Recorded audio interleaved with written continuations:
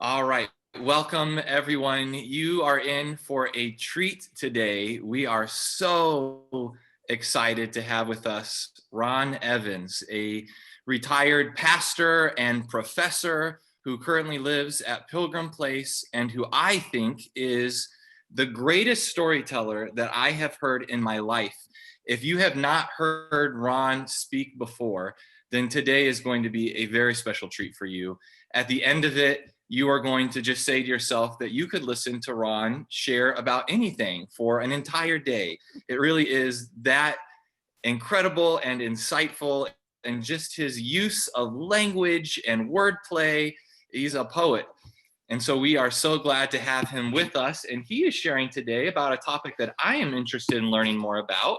It is entitled Five Things All Major Faiths Share. And so I am curious what that list will include. So if we can turn it over to the esteemed Ron Evans. Thanks for being with us today, Ron. Thank you, Jacob. Don't stop now. I mean, you're on a real roll there. I haven't heard such nice things about myself since I wrote my own autobiography, for heaven's sake. So thank you very much. Yes, the question of what we have in common and what we have that may be in conflict is often a dilemma. When should you look at the glass half empty, and when at the glass half full, particularly when it's the same glass, or as someone once said, with rather a difficult point of view, there's always room for more gin. But the question of what things we have in common, particularly in a divided world, has more and more enticed me and is a curiosity. So I'd like to take a look at some things that we have in common with each other as practitioners of and believers in and people who are curious about various religions. And there are two ways to do that. One is to look at the one and examine others, and the other is to look at others and see if that highlights the one. But what I'm going to try to do is illustrate it. So I'm going to shut off my video for just a few seconds and remove to our broadcast studio here at 607 Leiden Lane in Pilgrim Place. It is studio.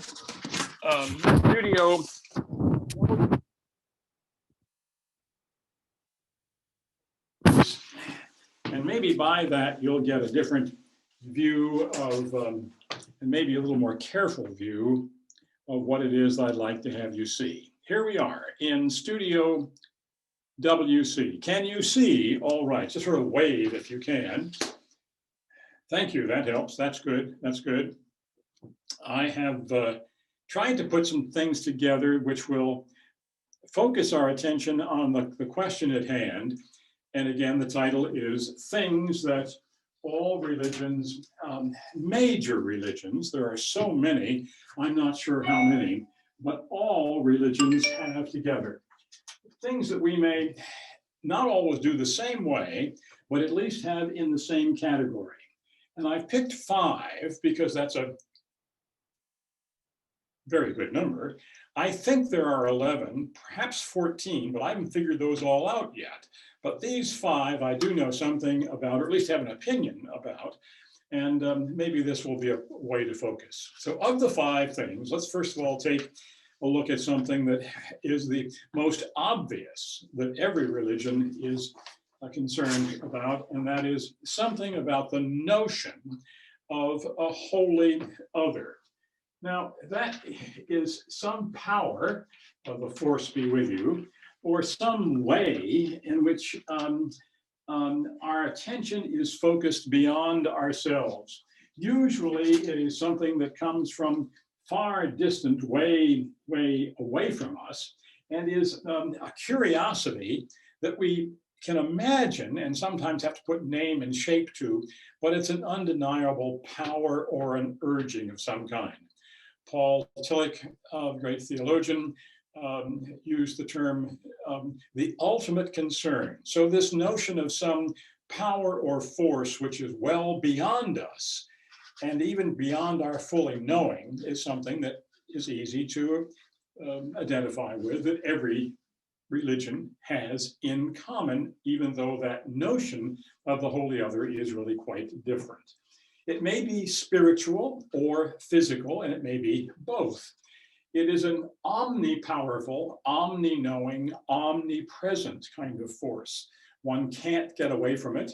One can't have very much effect on it, although one can discourage it. We are often told by persons in various religions that that angers the gods, or I must do this to please the divine. So it's something that can be experienced in various ways, but not seen or fully understood. So the first one, I would say, would be some notion of a holy other.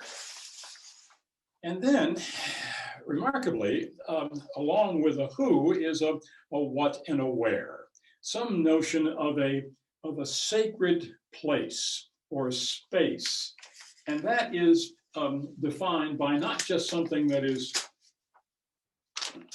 any place, it is a very holy place. And what makes it holy is something that happened there, maybe a long, long time ago. Maybe we return to that place again and again, and I'll say something more about that place again and again. But this notion of the divine being housed at or established in, or once upon a time, there was a place. And at that place, there is a tree or a rock or a river or a mountain, maybe a cosmos, maybe a star. There's something that identifies that sacred place. And we who are believers in this particular faith hold that space to be sacred, special. And we are very affronted, often insulted, and sometimes we become very upset if there's anything about that space that is not properly regarded. I mean, you only have to let your imagination roam to the front page of the paper today or yesterday or tomorrow to be assured of that sad fact. So the sacred or holy place, a rock, tree, mountain, body of water, real estate to be respected and revered, a place of history, of gathering, a place of mystery of what actually happened there, but something that is reported anyway. So you have the notion of the holy other and the holy place.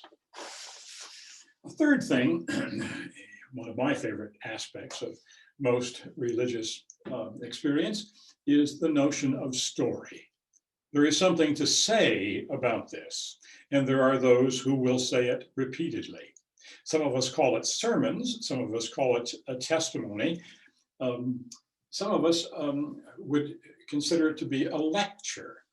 But the information about this story of the past or its insistent requirements for the present is often told in an intriguing way. The difference, of course, between a sermon and a lecture is not length, but temperature. And so when we have the opportunity to be informed and someone says, as I arrogantly have said, now there are 5 things that all major religions have in common, well, you're supposed to get out your notebook and click them off. But on the other hand, if one says, now once upon a time, people tend to sit back and relax and allow that information to come and mix and flow and enrich them rather than just, will I forget one of the 5 things? So story is important, but it's often told in a most fiery and insistent way. I mean, sometimes the importance of that story or the accuracy of that story or the claims for that story can be very, very powerful. If you don't know the story, how can you be one of us? No, your version of the story is different from my version of the story. And of course, mine is the version that counts. So this telling and retelling of the retelling of the retelling of the story is something that we do. And once in a while, Oh, this is hard to believe, I know. Every once in a while, some of the facts may wander off or in fact, there may be no fact at all, at least that can be scientifically verified. But the story continues on and is a very essential part of the religious experience that we have. It's often then written down because the oral tradition, of course, is the first and foremost aspect of all of this, but eventually, because the teller may not live to tell the tale, we try to write that down in some way. And in doing that, that's not always easy because as you write it down, sometimes it just rolls right back up again. So that is difficult, although there's one major religion that continues to use that method and just keeps rolling things out every Sabbath or day that they worship together, and you know which one that is. But eventually, just so things wouldn't unroll so easily, we folded it together in a volume of some kind, and we have several of those with which we are familiar. Sometimes that is in a very strange language, but to keep up the pace of how things do change, that story continues to be told. And thanks to Steve Jobs and a few others, sometimes we have the story told in more electronic or electrifying means. And sometimes we have the story which we're not sure whether it's true at all. In fact, we're not even sure where the story came from sometimes, but we pass that story along and share it in a variety of ways. So whether it is sermon or story, whether it is tell or a tale, whether it is a testimony of the truth, or whether it is a fantastic legend of the past, or an enlargement of things that we only know a little about, the telling of the tale, the remembering of the story, and the retelling of that tale is something that we do. And as Jane would certainly want to argue, from the church school on, from the time that we are very, very young to our last breath. So the next thing would be the story being proclaimed and passed on to devotees or followers of this faith in sacred writings eventually, but the oral transmission of the story seems to be the most essential thing to do, simply because it's easier to hear than it is to read. One more thing about the story. Often it is told with a great many symbols, something that represents something else. And we'll talk about that a little bit later too. So the third thing would be the notion of the story. Of course, all of this then becomes more discernible if there is some figure, some person, or the personification of that power that we might try to picture. Now, when I use the word picture, that is a problem, because some things or aspects of the Holy Other are so large, are so sacred, are so extraordinary that they cannot be depicted. So, of course, I've not drawn in all the details here. But the thing that I think we almost always have in common with this is that this is really the one way of understanding something, the way in which this special being has told the story or has proclaimed the truth. And the truth, of course, is something which becomes very, very clear the moment that we endow that figure with some kind of speciality. Although once in a while, some of the things that that figure may do, some of the behavior of that figure may seem a little bit strange to us, but it's always excused no matter what it may be, because of course it comes from that personification or historical depiction of a mythical figure. Often too, that figure is noted by some special aspects of its life. And I use the impersonal it here because it may be a special birth that distinguishes that being in a way and is told about. It may have, of course, a selfless ministry or message. I am more important than it because it proclaims me to be essential, or just the opposite. I am not important at all, but it is the only thing that is essential. So that notion and attitude of a special being that has an unending aspect in life, or is a living example of eternal life, is something that we can look to in most major religions. It is a personal relationship with this divine figure that we seek in our lives. And by a closer identification with that special being, we become more special too. So that would be the fourth thing. Notion of the holy other, sacred or holy place, story to be proclaimed and passed on to others, the personification or historical or mythical figure in all of this. And lastly, what do we do about it? Well, there is some kind of ritual that we go through, some action or gathering or the doing of something that we do, not just once upon a time, but again and again and again. And sometimes in that ritual, we have to assume a certain kind of posture. There are things that are expected of us.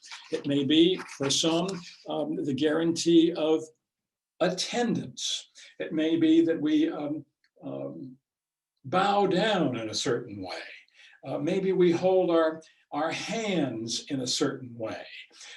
Maybe we bow our heads or dress in a certain way.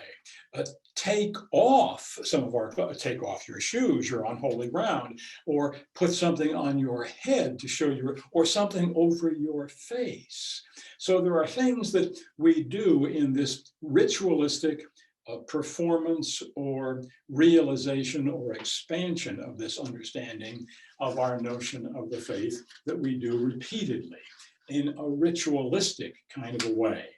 And it has to be done in just the right way. And who says what is the right way? Well, there are words, there are acts, there are ceremonies led by people with a special knowledge.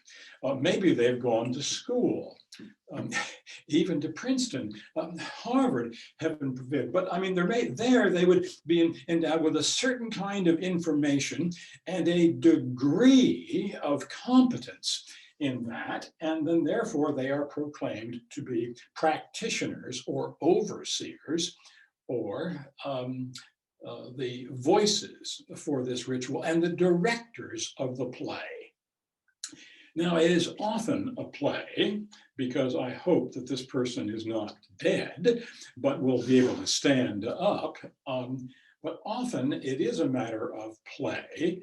A man by the name of Jan Hunsinger, a Dutchman, on the early part of the last century, wrote a book entitled Homo Ludens, not Homo sapien, man standing, but Homo Luden, man the player, in which he says everything is play. And even religious experience or practice of religion is play or a play. And there would be those who would argue that the Christian church, for example, in its various ceremonies is a play at best, and sometimes only a play at worst. But we can talk about that later on too.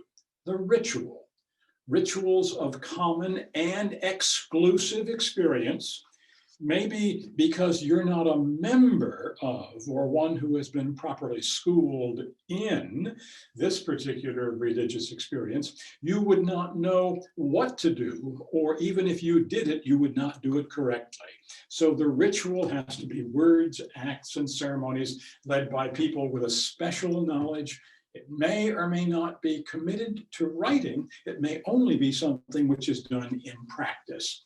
A common language or an exclusive language, sometimes not even a language that I, as a regular speaker, can understand. We all know what the Roman Catholic Church has gone through in the last century about making the Latin Mass something in the various vernacular.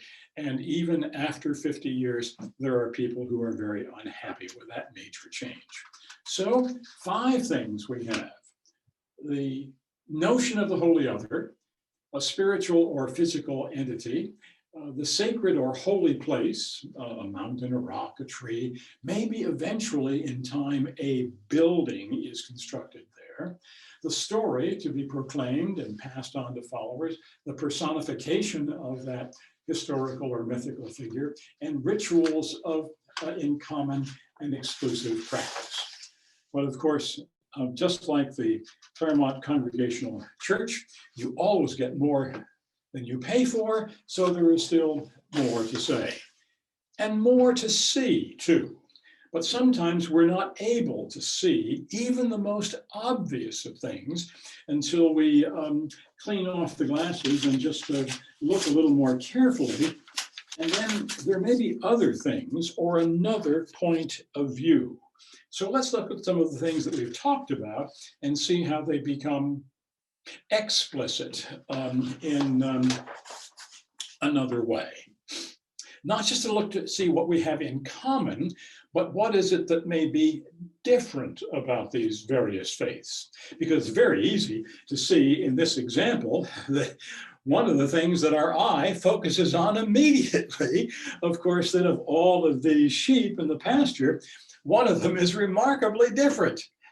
And of course, you can see immediately which one that is and why that figure is different, because of course, this figure is faced the other way. There may be some other differences there too, I'm not exactly sure, but what are some of the differences in these various things? Well, who is to be that sacred person? And what does that person do? Does that person or power exist today or only long ago and far away?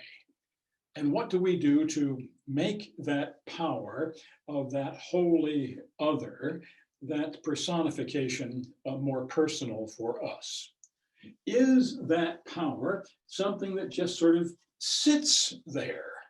And we bow down to it, and we don't recognize it as a person so much as a power of the past, and its posture, to add another P, gives us some assurance of its confidence and its stability and its venerability, and we bow down to that.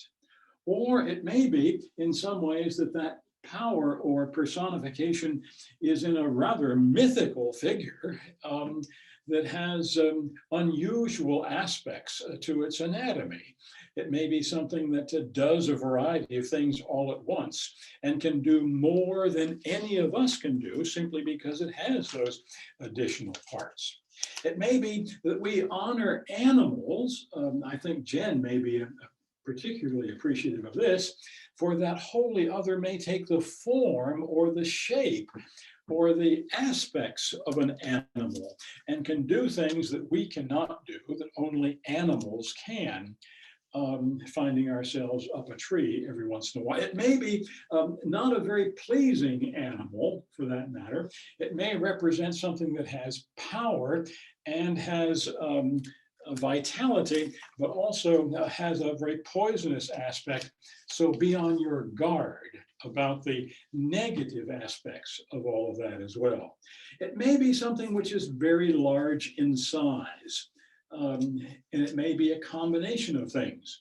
The head of an elephant, the body of a human, the arms of a god or goddess, all combined together. But whatever it is, it's something which is quite unknown fully. It can be known about, but not fully understood. In other words, one of the aspects of all religious experience is mystery. Now, those of us who like to dwell in the past and bring it forward call it history. But the mystery of the history is never something that ends up to be in one's mastery. There's always something more to try to discern. Let's take a look at some of these aspects in another way. First of all, when we view a religious faith, we may want to ask questions about it. One, what distinguishes it, as well as what makes it something that we can relate to. In other words, what do we have in common with it, and how does our commonality become close or far away? Let's take a look at a couple of these aspects of various religious experience. One would be certainly the arts. I mean, is this particular religious faith one that is only proclaimed in the arts, architecture, painting, various aspects, or is it something which shuns the arts, as indeed some of our puritanical forebears attempted to do? So what is its attitude toward the arts? As soon as I mention the word theater, I know that there are some people who dance, for heaven's sakes. I mean, we call that religious movement rather than dance in some aspects of religion. What is the relationship to music? Or is there any at all? Is it proclaimed by music? Is there a way in which music enhances or does inform us about, inspirit us with music, or prepares us for the religious experience? There are some which do, and there are some that do not. What is the language that is used? Sometimes the language of the religious experience may not be our everyday language. In other words, we may be A to Z, but it may be proclaimed in Alpha Omega, or something, again, that question of Latin or Greek or Ishkabibble or whatever it may be. Is there a particular language that is exclusive to that religion? One thinks of Islam, for example. The Quran is translated into many, many languages, but the purists and even the most ardent proclaimers, who whether purist or not, would say it only can be experienced in Arabic. Time, very important aspect of religious experience. Was there a beginning? Is there an end? Is there something that has to be done every day? Is there a particular hour that's better than another during the course of a day? How long is that time experience? Is it something that began within the lifetime of some of us? Mr. Moon and his experiential religion, we would think of something in my lifetime, or would it be something well before that, even a time before time? Of the first story, of course, being Let There Be Light. What is measurement all about? Or particularly this, not brass, but golden measurement. I mean, is there a notion of a golden rule? The answer is, of course, yes.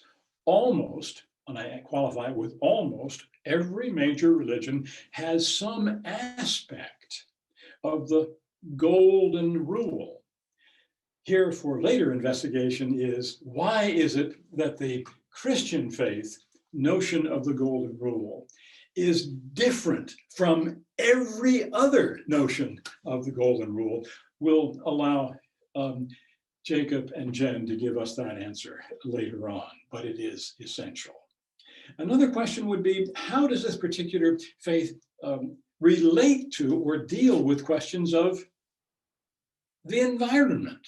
I mean, the earth and the sea and the sky and time and animals and all kinds of life. What and how does it regard life? And when does life, what is life? Is it only organic or can it be inorganic? So the whole question of environment is here, which brings us, of course, to the question of science. Does the religious faith have any place for? Does it include in its vocabulary and experience and investigation and desire for its edification a place for science, or does it just push that aside and say, we're on this side of the store, you're on another wavelength altogether? A to-do list. Almost every major religion has a to-do list, a thing or things that you must do, or things that if you do otherwise, then you are not one of us. What is on that list? What is required? Again, Jan and Jacob often remind us, wherever we are on life's journey, whatever has been a part of your life experience, there is room for us at the table. Well, is that something that every faith includes and incorporates? Or is there some one or two things that if you did, you're out. If you did those, you're absolutely out. Or what is the notion that can bring you back in? What is that list of things that you have to do, first of all, to get your name on the rolls? And then what do you have to do to keep your name in a good listing there?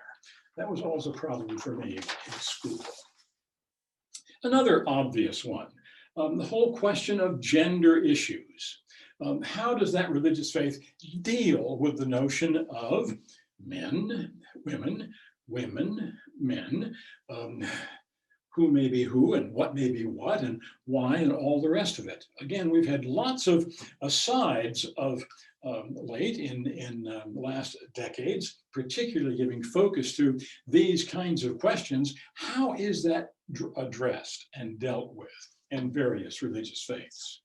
Another one, as old as time and as controversial as a spring, would be the notion of war and peace. What are the aspects of these in the history and practice of the religion, as well as its proclamation? Oh, we believe in peace, we say, but sometimes we have to conduct war in order to get it. So what is the religious teaching and experience in this regard? Earlier, I said a sacred place, and often the thing that we construct in which to practice our faith or have it represent our faith may differ, but it is the same in the sense that it's some kind of a building. Do we have an edifice complex, that my building is bigger than your building, or your building is sacred and mine is just temporary? But what is the place, and what do we do to arrange that place and space architecturally and practically to make it possible for us to meet together, to be a representation of what we do, even if you don't go inside? Look again at the front part of the United Church of Christ in Claremont, and even if you didn't go inside, just if you looked at the doors, and there are 5 of them in the front, looks to be only 4, but there are really 5, and look above, over your head, a symbol there, and a statement, in English, mistranslated from the Greek. And so look and see what it says in the face of things of that building. What does it suggest goes on within, and whether or not I'm welcome to be a part of it? Well, there's much more to say and think about with all of this, and I'd be happy to have any of your questions. The only problem is I don't have any of the answers. I would just like to suggest that if you do have more interest in this question of what might we have in common and in conflict, how are all major and many minor religions, and in fact, what is the distinction between major and minor?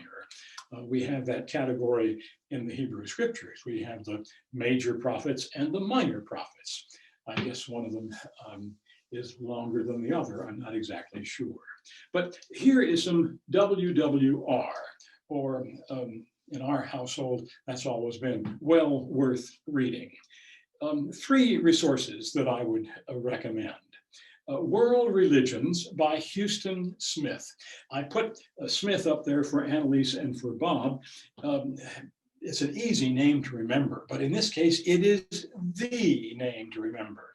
The book is 60 years old. It's never been out of print. And if there's only be one book, with illustrations, mind you, World Religions by Houston Smith is the place to go. If you just like to read in snitches and snatches, 30-second religion. Yeah, a little paragraph that you can read in 30 seconds and tells you everything that the author thinks that you need to know about 104 different religious faiths.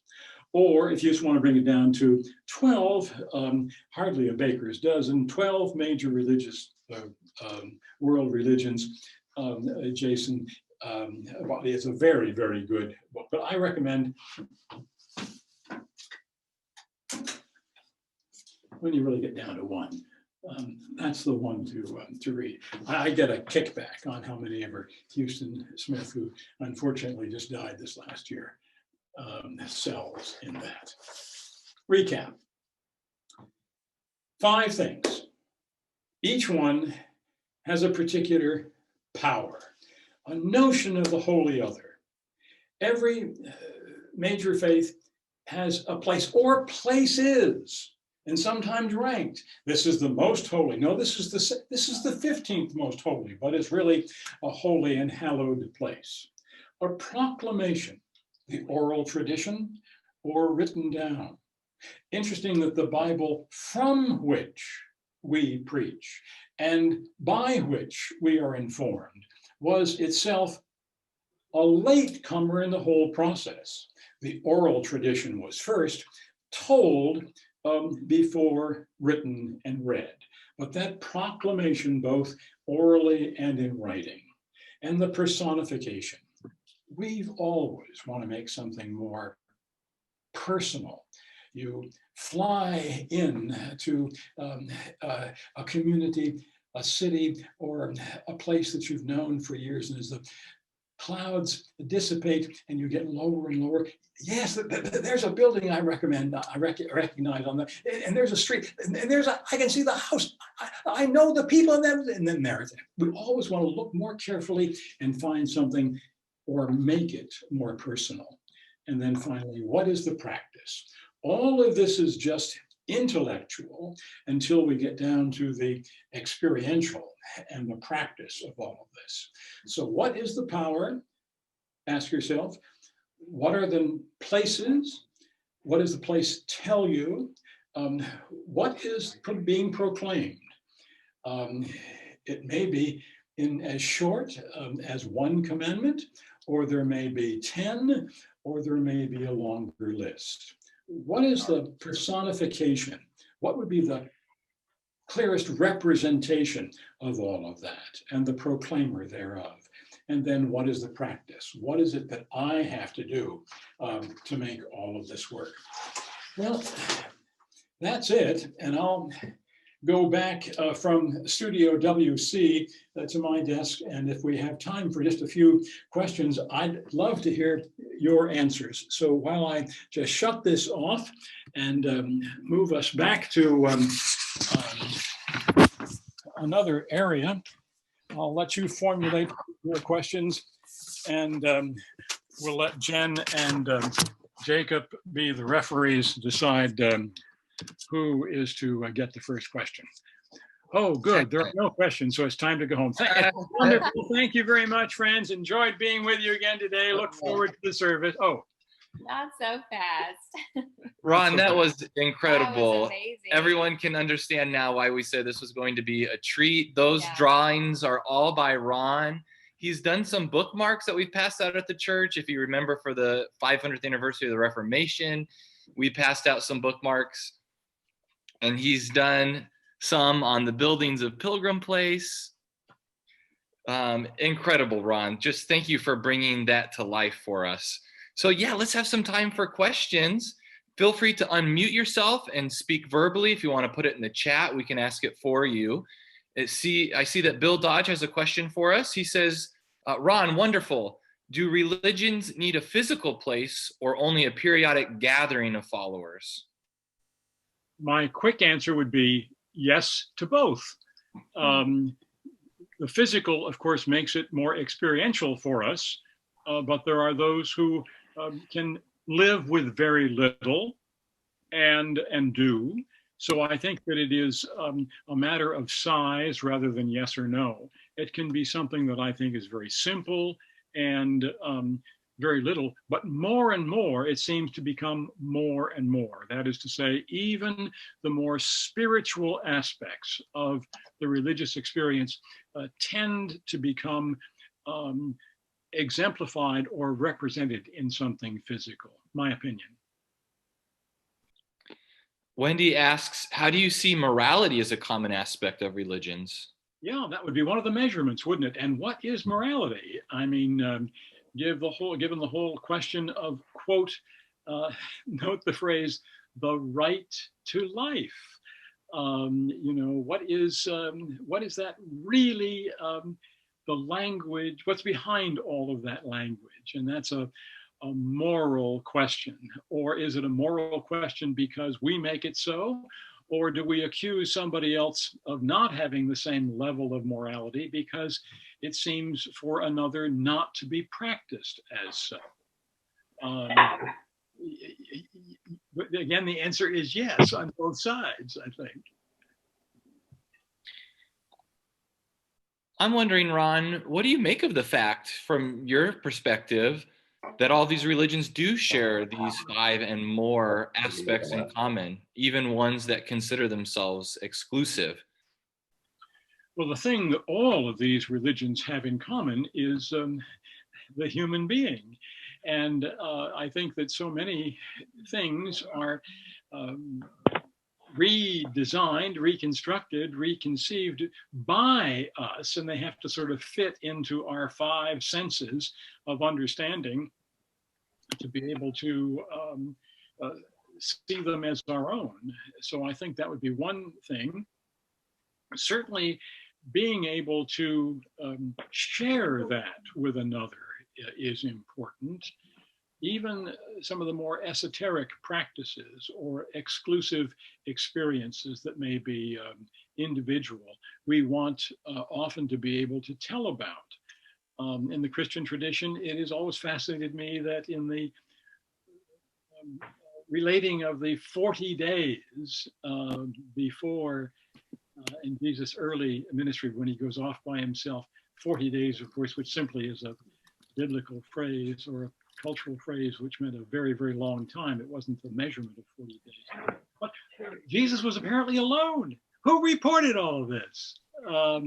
Was the devil taking notes? I don't know. I mean, how did that get to be written down, experienced, recalled? Did Jesus talk about it? There's no evidence that he did. What I'm saying there, I think, is we keep wanting to turn it back to ourselves so that something is understandable or discernible by ourselves, so that we can fully experience something which may, in Bill's first question, be almost totally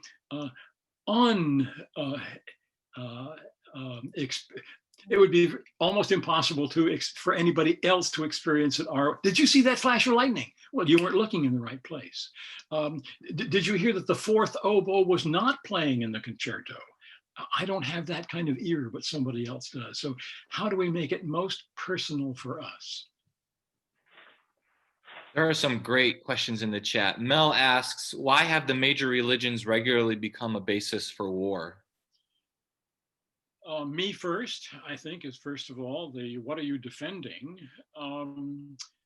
The fear that somebody else will get in the way of what we want to do, whether that's place or property or practice or idea or ideal. I think that's common, isn't it? Or at least certainly something that is repeated. Property, wealth, position, possession, all those kinds of things. And if we can get something that we highly value, religious perspective, to sanction, to champion, to lead us in all of this, justify our actions, all the better. Quote unquote, God is on our side. Peggy asks, what would you say about prayer? It is certainly a ritual, but the ability to communicate with, either orally or intellectually, the holy other or special being seems to be an interesting indicator of various faiths. I love that question because, again, like practice, what is prayer? Conversation with God, I think, is a very good brief definition of the prayer experience. But there are many forms of prayer. Not all of it is audible. Most of it, I think, is in some form of language, but some of it is physical. There is a physical expression without a word. There can be a prayer wheel. There can be prayer spinners. There can be prayer flags. There can be the thought of a prayer, which is nonverbal. So I think the way to relate to the otherwise unrelatable is often something which is very personal and most undefinable. One other thing about prayer, that prayer which is in language is often like poetry in an irrational language. A rose is a rose is a rose is a rose. Of course it is. But when you say it, it becomes a different kind of experience. For those who do not value spelling, syntax, or style, prayer is also wonderful in the sense that it has its own kind of irrational, sometimes incomprehensible language.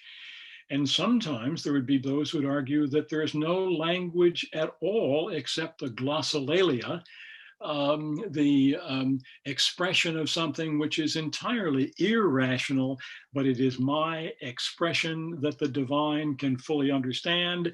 And sometimes the divine is expressing itself in such a way that only I can understand, but I can't relate, or that you cannot understand. Only I can hear that music or that language. That may be a confusing answer like prayer itself, but I would say just come down on the side of it being an irrational language to try to make something more reasonable. Wonderful. Brian asks, does it seem to be true that most major religions have a far left and a far right version of their faith, as we see in American Christianity?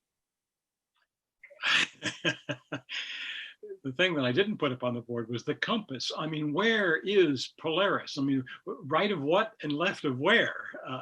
Where does one stand, sit, or proclaim? And then I guess everything is right or left from there. Very confusing driving here in the area in Southern California. We have west arrow and right arrow. We have arrow in Claremont, and we have arrow in Upland, and we have arrow someplace else. And it's not a straight arrow. I mean, so direction is always a question.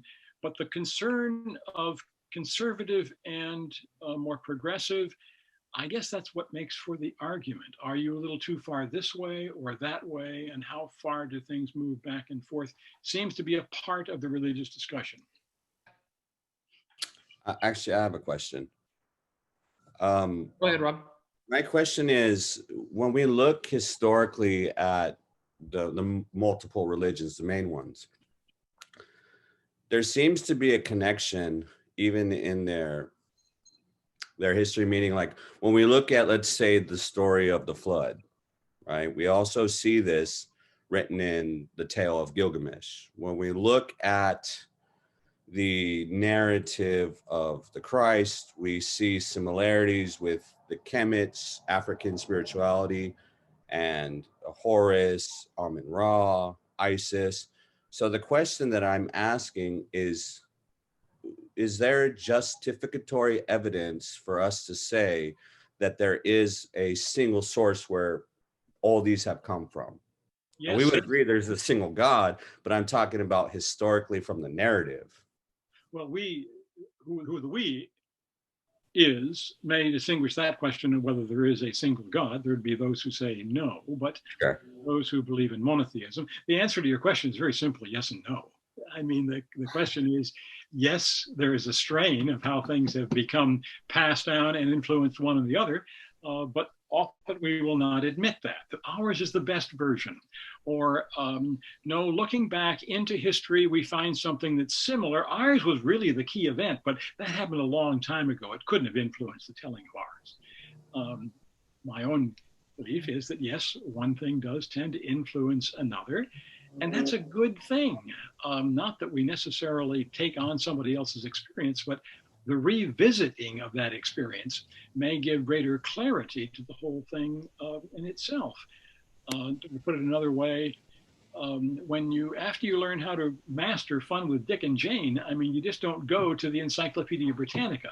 There've got to be some things in there in between. So it's sort of progressive.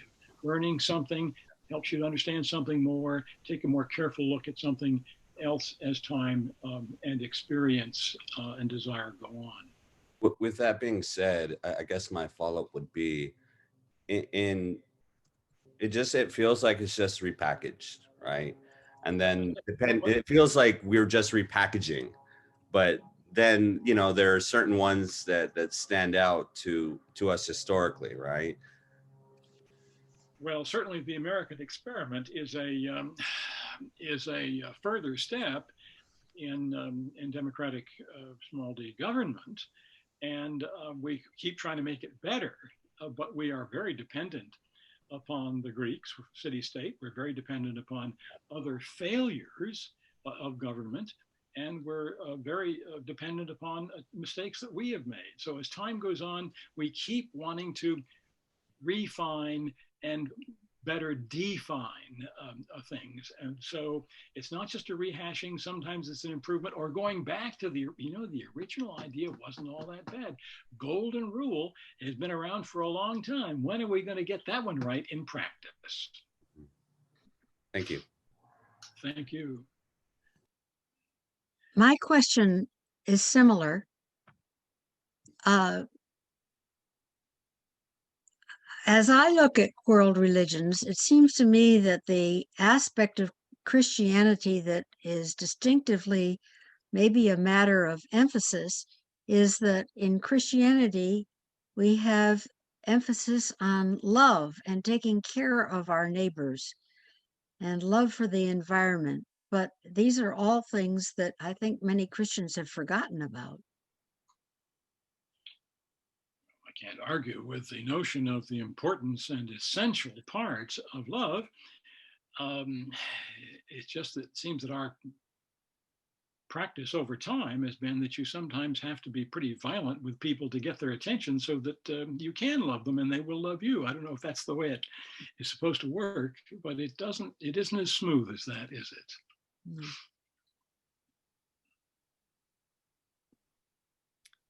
All right, we have time for a final question. If anyone has one. We look forward to you and to Jen coming up next. Thank you very much. Thanks for the opportunity. Take care. Take care. Of course, of course. Thank you, everyone, for being here today. Next week, we're going to, Jen will start an Advent series, so stay tuned for tomorrow's email for information about that. And thank you again, Ron, for just a well-prepared presentation. Your drawings were great. Information was really riveting and thought-provoking, so I think that's why there was a lot of questions. So you're getting a digital round of applause from everybody. And It was awesome. We'll see you in worship, everyone. Thanks so much.